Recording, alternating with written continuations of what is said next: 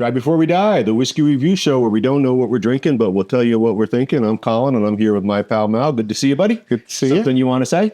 It's actually a little bit nautical going on. I have my Missouri show on, and you have like an anchor somewhere. This is an anchor. This is a rope. Okay. That I'm going to wrangle with one day. You know, sometimes I wake up and my beard is wrapped around in my throat. Okay. Yeah. I sleep by myself, too, most nights. Are you sure? No, something weird happens in my life. Are we drinking Scotch what? As everybody knows, there are hundreds of bottles of single malt Scotch whiskey in this bar. We're never going to drink them all. No, never. Because we've changed the MO here. And so there will always be hundreds of bottles, and it will become a legacy for my children. But until then, we open a bottle, I get to replace it with a new bottle. Tonight, we're going to open which bottle now? I still want to go. You're dead set on a Cardew. I'd love to. I've only had the 12, or the 10, excuse me. I've only ever had the 10. The 12. The 12. Yes, the red label. Oh, it was red label. What color do you think it is? I actually thought it was a clear with white writing. I think it's red. We'll figure it out.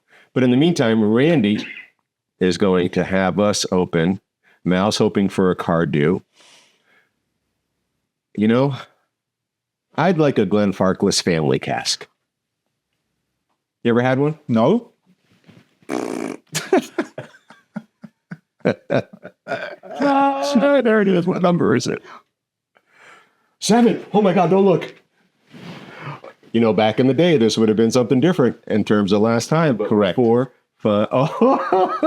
You know, this is the cool part, is we're getting to this place where my goal is every bottle to be like, and we're at a, in my opinion, 4, 5, 6, 7, we're at a potentially, So this is a Cellar Reserve Glen Grant 46 ABV, distilled in 2008.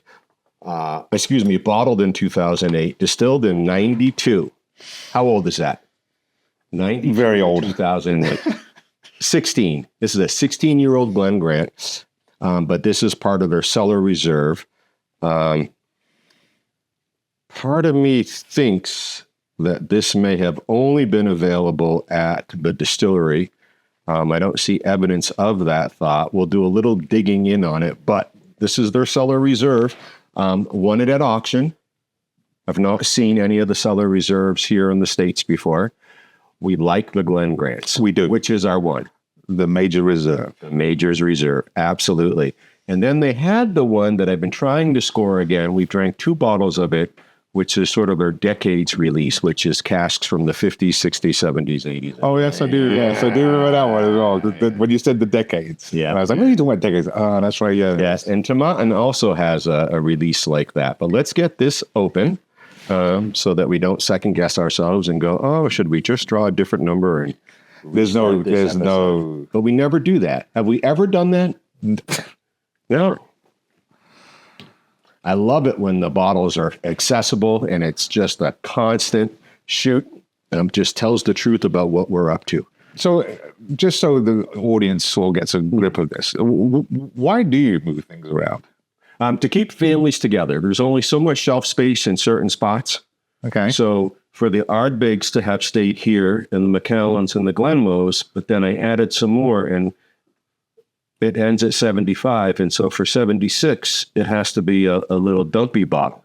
Okay. So I couldn't push through. So I decided to pull the Ardbegs off, move a couple of different families in, the Glen Grants, the Buddhas, the Glen Turrets, and the Inchgours. Now, is this something you sit down and you have a little like workspace where you like move like little chips around to pick a chip? To pick a chip. Yeah. I do mental gymnastics.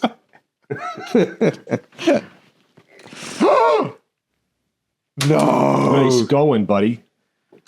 That's what happens when you buy those cheapos.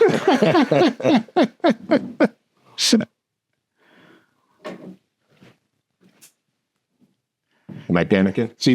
See, now for any European viewers, this is when the theme of Thunderbird should come on. I don't know. Do I know that theme? Probably not. But if it was, this is when they would come out. All right. Is it like, Then, do a better theme. that's a great theme. International rescue, rescuing a ball. Do a better theme. A-team could be another good one. Gotta do a better theme.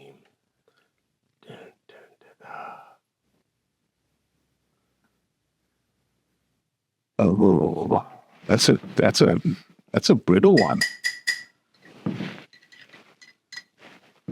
Yeah, this cork is very dry. Let's try to free up the edges. Oh, okay, so it just freed. So the question now will be, can we get it to come out without going?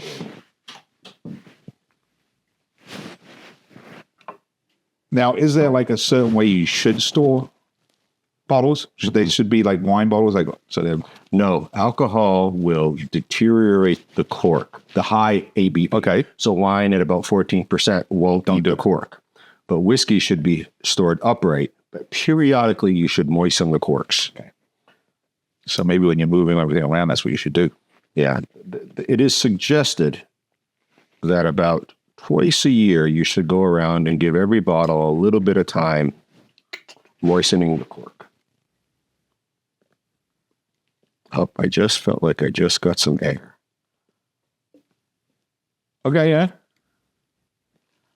Now, do you think, like at this stage, that you could use a corkscrew? No. So this is just a little bit, you're just going to pick away at this. All right. I think the word you were trying to find was succeed. Well, this is not like your first rodeo. I've seen you do this before.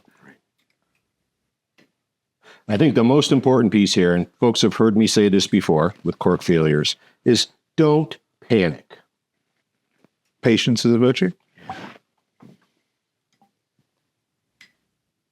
I'm just getting the residue off the inside of the bottle edge. But we are clear. Would you agree? Go ahead. Get a tissue and we will cook my bread. Now, will you strain that after the fact? For what? I'll wait to see it put in my glass. Right. Right. Go for it. That's impressive, though.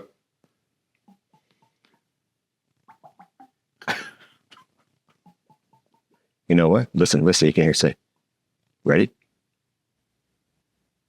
Nice job, Colin. He's such a Nimrod. Oh, I've got no cork to peel back in, but I do have plenty of corks in reserve. All right. Speaking of reserve, the cellar reserve, a 16-year-old Glen Grant coming in at 46% ABV. We had a cork failure, but we did not panic, and we were mildly successful in getting it out post-taste. I'd say you're very successful. Thank you, sir. All right. What do we know about Glen Grant? We like it. We do. Okay. Very tall stills. Not quite as tall as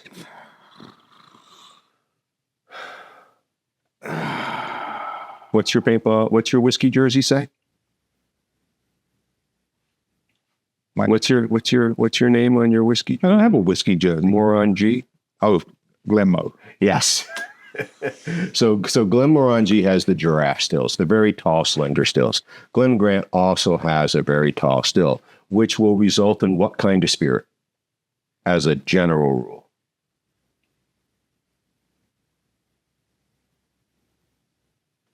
A very light and fragrant spirit that makes it to the top. You could give me a second. I feel like I gave him like 5 seconds. I'm like pondering. Like pondering? Yeah. Pandering. So I feel pretty good about this just being a bourbon cask. Okay. All right. What I'm excited about is hopefully getting some deep vanilla and perhaps some steady chocolate in this whiskey. That's my guess. Any thoughts? Why would you say chocolate? Because when we talk about some of these deeper bourbon cask experiences, and when we're talking about a 16-year-old, I think it's not an uncommon outcome. All right. Anything else? No, I'm just wondering where you get chocolate from. All right. All right. I love the cacao bean, which grows often in Africa, but there are a few other regions of the world that grow it. And then when they crush it, they vat it up, and that's where chocolate comes from. Anything else you'd like to know about chocolate? The price is going up. The crop is going down. Buy your chocolate now, or what? You think they're buying that chocolate? They don't buy chocolate. They just make whiskey. It tastes like chocolate. We're going to find out. Okay. Anything else? All right. I don't know anything else about this whiskey. I don't spend time reading the bottles before, when they arrive here. Distilled in tall, slender stills. Yep. Okay, so we got that. Matured and bottled in Scotland. Non-chill filtered. The major little history of Glen Mo, so nothing on the back. Excuse me, of Glen Grant, so nothing on the back. We already did this part. Let's talk a little bit about color, Mal.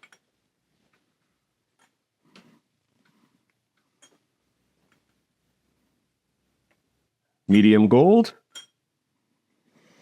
Actually, I like cider.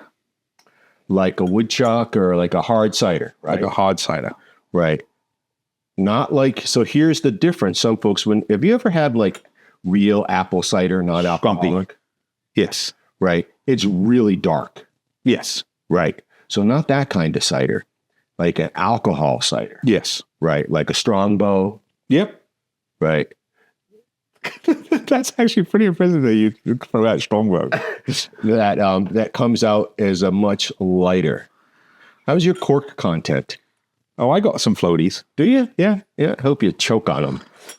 I got like the Titanic just floating around there.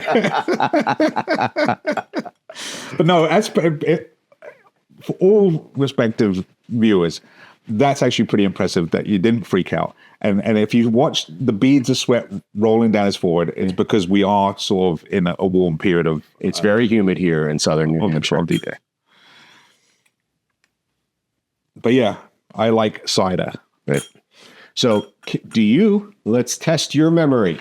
One of my favorite things to do, as everybody should know by now. What's the oldest Glen Grant you've had? And you've had it more than once.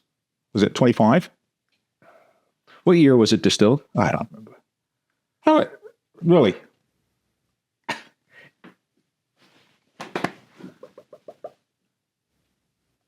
'66. So we've taken down a couple of bottles of 1966 Glen Grant around here, and there is one more on the shelf.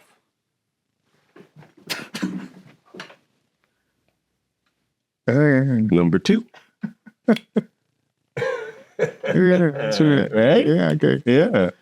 This one right here is, I think, an Italian import, a 5-year-old. Oh, a youngster. Yeah. All right. Anyway, enough of that. Let's nose this 16-year-old Cellar Reserve at 46%. Oh, pleasant. Bourbon cask, right? Yeah, but a little bit more than a 46. Felt like it had a little ABV attached to it. Yeah, like the back was really like. Oof. I agree with you that it hit real quick, but it is like who was it? Jerry Cooney, was that the fighter who lost to Ali? But he gave Ali a run for his money though. Are we talking about the same guy? It's like a one-hit wonder. He had a good punch, but he couldn't take a hit. This was a good one punch.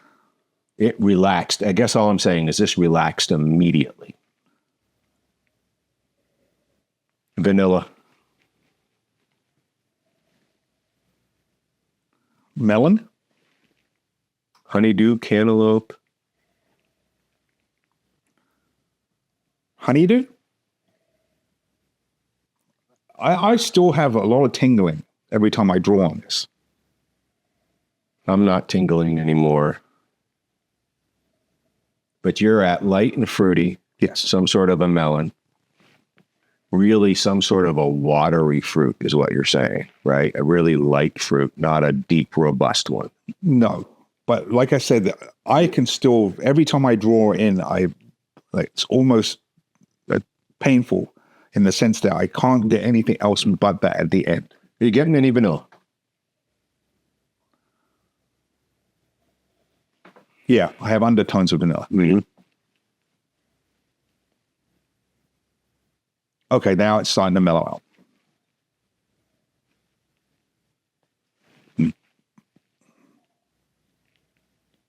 Oh, if I can do that again, I hope you can see it. Is it? Ooh. Oh, no. See it right there? Oh, See how yeah. it comes right back Yeah. in? Yeah, that got like squeezed. It like found a center leg out of like half the glass. Now you're just starting to develop and you got drips. Yeah. Yeah, see right in here. I just got punched. All right, so I'm with you on this. I'm with you a little bit on this melon.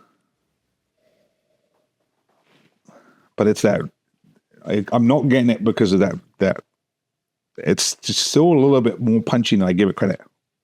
But I think I'm with you, vanilla and fruity. Right, so the Cellar Reserve, we'll see if we can learn anything more about what makes their Cellar Reserve collection, their Cellar Reserve. 1992 distillate, 2002, 2012, 2022, something. 33 years ago, this was distilled. 16 years after it was distilled, it was bottled. So 2008, 18. So this has almost been sitting in a bottle for about 17 years. And that's, folks, sometimes why this will happen if it hasn't been moistened on the cork. It's not been in my possession the entire time. Cheers, mate.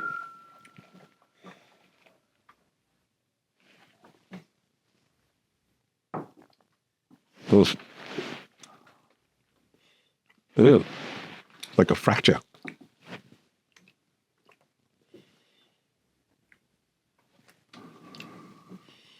Definitely melon.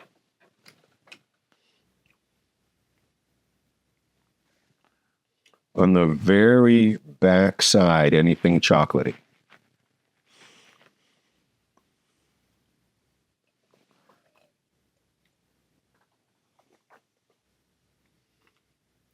The answer is yes.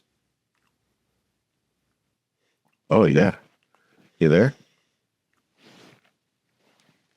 No. Okay. You sure? Yeah. Okay. Definitely melon? I would say melon. The chocolate is a stretch. Worked for me. I don't have that feeling of some of the drinks that we've had that you can just be like, woof, the moist chocolate cake, the Chocolate. Keep drinking. Well, I like this fruity.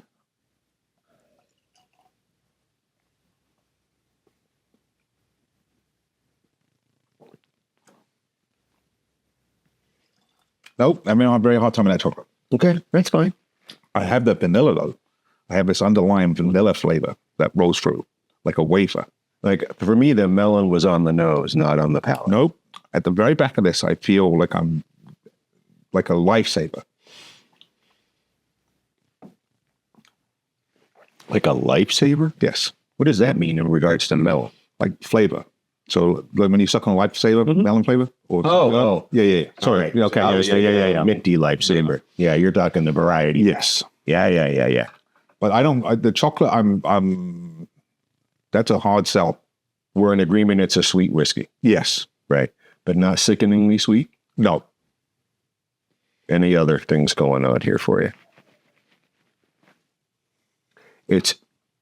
Let me tell you what's happening for me. This is like the Major's Reserve.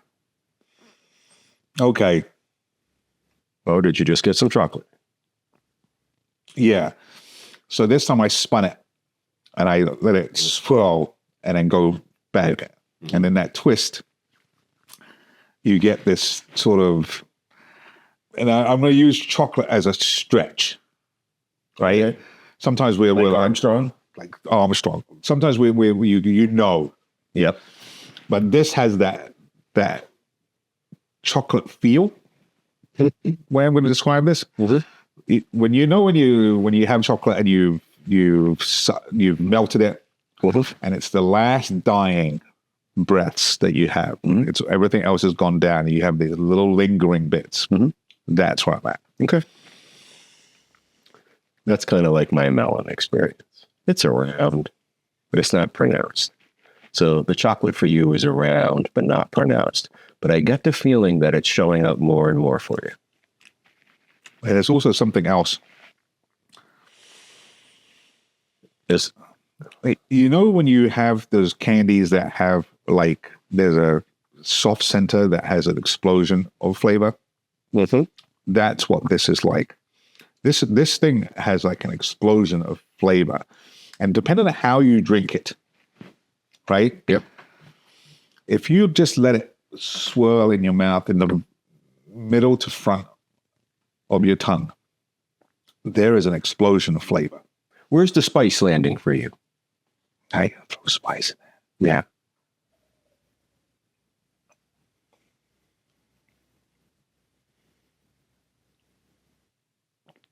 Somewhere in the middle. This whiskey resides entirely in my mouth. Yes. Yeah. Right. So there's some warming spice on the front of my tongue, roof of my mouth. Yep. Yep. I give you definitely the roof of the mouth. Yeah. Yeah. Like I was going to say, so this is like the Major's Reserve, but with the volume turned up. If my memory serves me, and I don't think, because I think we've already done the Major's Reserve. Oh, that's right. The Major's Reserve comes in at 40% ABV. So we're at 46% ABV here. So this is sort of like the Major's Reserve, but with the volume turned incredibly up. Agreed. It's still got that creamy Glen Grant predictability. It's light, but yet it has these deeper notes of vanilla, chocolate. Mal would like to say melon. I'll agree it's on the outside. Mal feels it's a little more to the middle. But it's that whiskey, but more. And the interesting part of this drink, which is, apart from the fact that the flavor is really good, there's a lot of flavor in this. Let's just say, whatever the flavors are going to be. Call it chocolate, call it melon. But you could even throw maybe cinnamon in there. Well, that's the spice, right? Right? That flavor is just in your mouth. Oh, this is entirely a mouth whiskey. I've tried to strain it, just squeeze it back. Squeeze it. No, I'm good. Yes, really? Yeah. Squeeze it back through to try to drag some of that flavor down, but it really doesn't. It stops right about here. Yeah.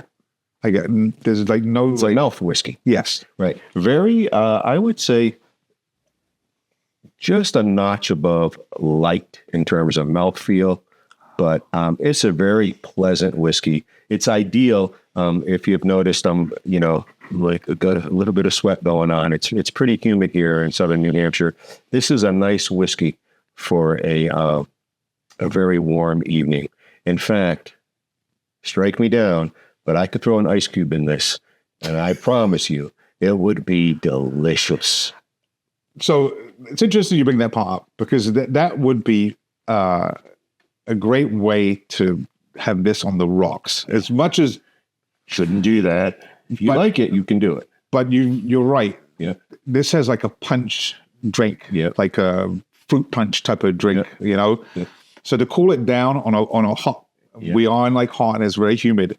Would make this even more enjoyable than it really is. It would be just so cooling and refreshing. But it has really got some flavor to it. Yeah, the Glen Grant has come through for us again. All right, shall we see what the crew has for us as we wrap up the 16-year-old Cellar Reserve at 46% ABV, distilled in 1992. Oh, they've asked us to read. This is like a paragraph. All right. Life may throw us punches and knock us on our ass. Real friends are there to ease the pain and somehow make you laugh. Cheers. Cheers, mate. Hope you choke on that cork. If it's the Titanic floating around. All right. All right. From the cork failure, the non-panic, the getting it out, to having the experience, this whiskey was worth the effort. And I'd say it again. With an ice cube on a humid day, home run. What do you got? I like that turned up major reserve. I like that definition of it because it pretty much that's what that was in. Nice drink. Very flavorful. Thunderbirds are go.